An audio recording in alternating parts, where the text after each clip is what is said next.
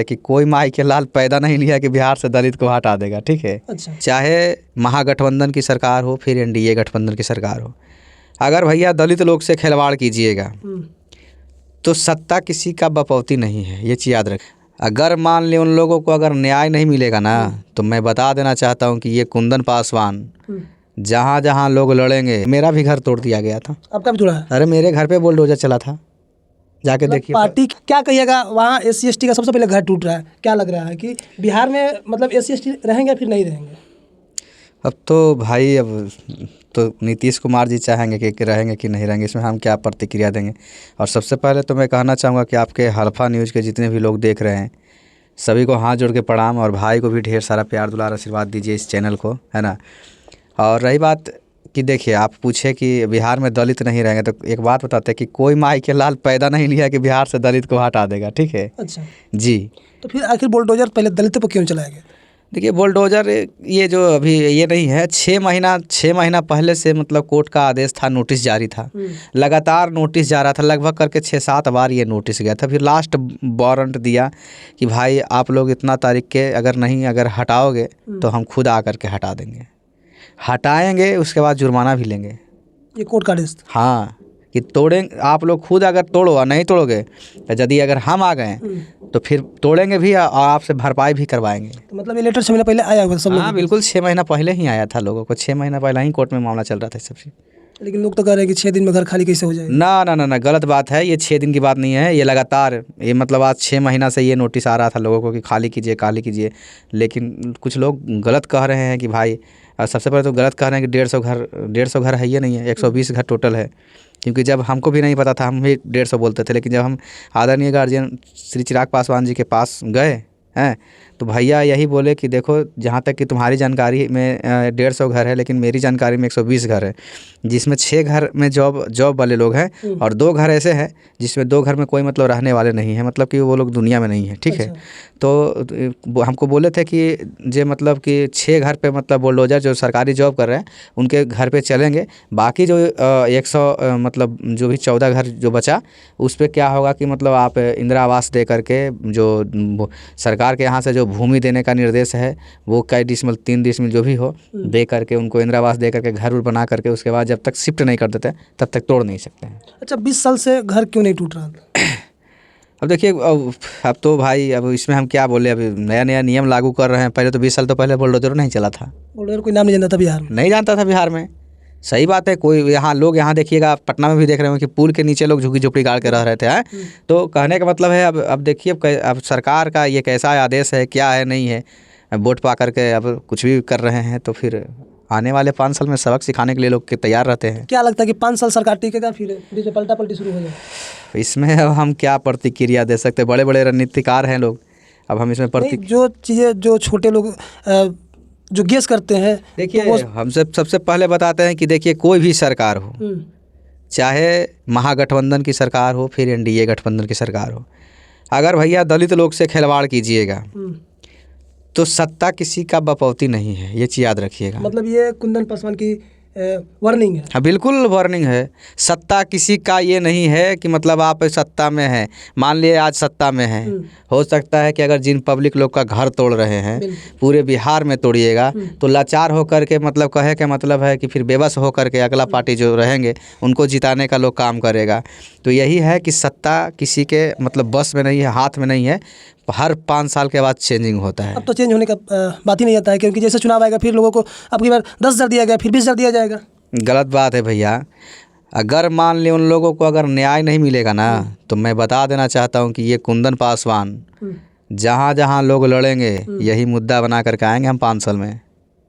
सब पासवानों को मैं कहना चाहूँगा, याद रखिएगा, जो भाई मेरे देख रहे होंगे, ये अगर मतलब इंसाफ अगर मेरे पासवान समाज के लोगों के साथ अगर जो गद्दारी करने का काम करेगा कोई भी नेता हो, तो यही 5 साल, आने वाले 5 साल के जो मतलब जो बिहार विधानसभा का चुनाव होगा या लोकसभा होगा, तो ये बात को लेकर के उन लोगों के बीच में जाएंगे। क्योंकि सबसे पहला प्रथम व्यक्ति वो हम हैं जो सबसे पहला बार वहाँ जा कर के और जो सोशल मीडिया पे देख रहे हैं कि इतना घर तोड़ दिया, कोई नहीं जान रहा था। मैं लगातार लोगों के बीच में लाइव सेशन के माध्यम से वीडियो अपलोड कर करके सारे लोग को फैला दिया। देखिएगा ये मामला तूल पकड़ चुका है सोशल मीडिया पे, तमाम लोग वहाँ पे जाने का भी काम करें। तो जो अगर गरीब दलित के साथ खिलवाड़ कीजिएगा तो भैया गरीब दलित भी कभी हाई लगता है, समझ गए। हाँ, आप गरीब दलित को सहारा दीजिए, एक एक वोट लेने के लिए क्या से क्या करते हैं, और उसके बाद बेघर कीजिएगा। ठंड के मौसम है, अगर वो लोग अगर मान ली ठंड के कारण किसी का मौत हो तो इसका जिम्मेवार कौन होगा? कौन होगा? हैं? चिराग पासवान होंगे। अब चिराग पासवान जी तो सरकार वो मुख्यमंत्री नहीं ना है। मुख्यमंत्री है नहीं, लोग नहीं। वहाँ चिल्ला के कह रहे हैं कि हमने चिराग पासवान भैया को वोट दिया है, और भैया एक शब्द भी नहीं बोल रहे कि बुलडोजर क्यों चल गया। नहीं, कैसे बोले भैया? चिराग भैया देखिए, हम बताते हैं जो व्यक्तिगत बात है। जो रही बात यहाँ जो कह रहे हैं कि चिराग भैया नहीं बचाए हैं, तो हम खुद जा कर के हमारे सामने रहते भर में मंत्रालय में बैठ करके भैया सम्राट चौधरी जी को फ़ोन लगाए। 3 से 4 बार डीएम साहब का फ़ोन आया, नालंदा ज़िला के जो डीएम साहब उनका फ़ोन आया। उसके बाद क्या बोलते हैं, जो नालंदा ज़िला के ज़िला अध्यक्ष हैं लोजपा के, उनको लगातार संपर्क में बने रहे कि किसी भी हालत में इन लोगों को बचाया, मतलब कि टूटना नहीं चाहिए। तो हम लोगों को पहले ही बता दिया था, मैं सुबह में भी पोस्ट किया था कि भाई आप लोग घबराइए मत, आप लोगों के बीच में इतना घर टूटेगा, बाकी सब घर बचेगा। बुलडोजर और सिपाही जाने से पहले मैं बोला था। अच्छा, सबसे पहले जो बुलडोजर चला वो वहाँ की झुकी झोपड़ी में जो लोग रहते हैं उनके ऊपर चला, आखिर ऐसा क्यों हुआ? देखिए, रही बात कि जिस घर पे बुलडोजर चला है, आपको बता देना चाहता हूँ कि आज से 4 महीना 5 महीना पहले भी उस गांव में बुलडोजर चला है। अच्छा। हाँ, कई गो मकान पक्का के तोड़ दिया गया है पहले भी।